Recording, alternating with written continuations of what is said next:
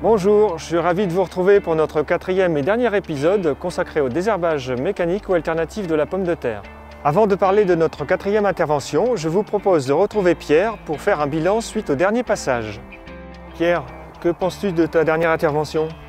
La dernière fois, je suis intervenu avec la hercétrine.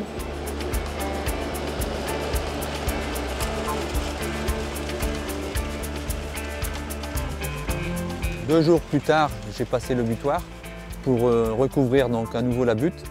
Ici, nous allons passer un nouveau passage de butoir, bon, parce que la hercétrine ne peut plus passer. On constate qu'on a encore quelques mercuriales,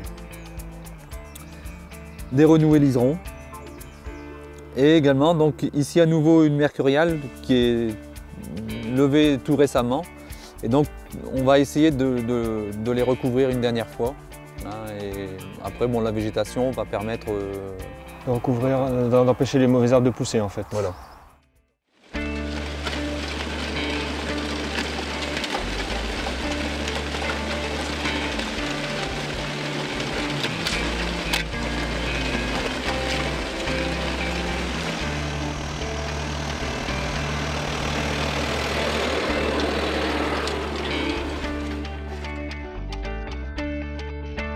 Pierre, que penses-tu de ce passage de butoir?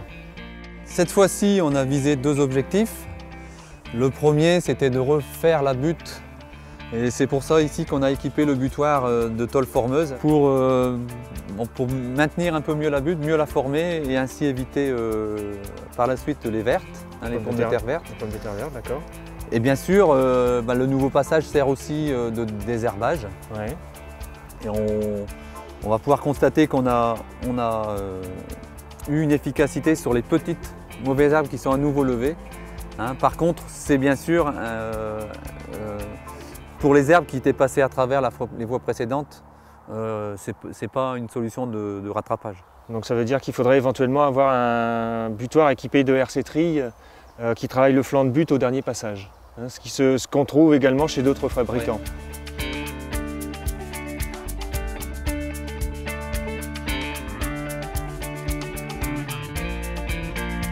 Cette dernière intervention est positionnée avant la fermeture des rangs par la végétation.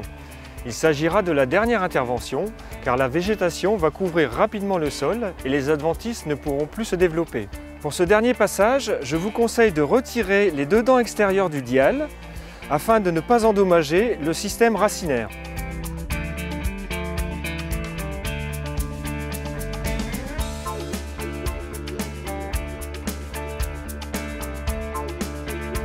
Comme vous pouvez le constater, le désherbage mécanique est possible sans avoir recours aux herbicides ou en limitant leur usage.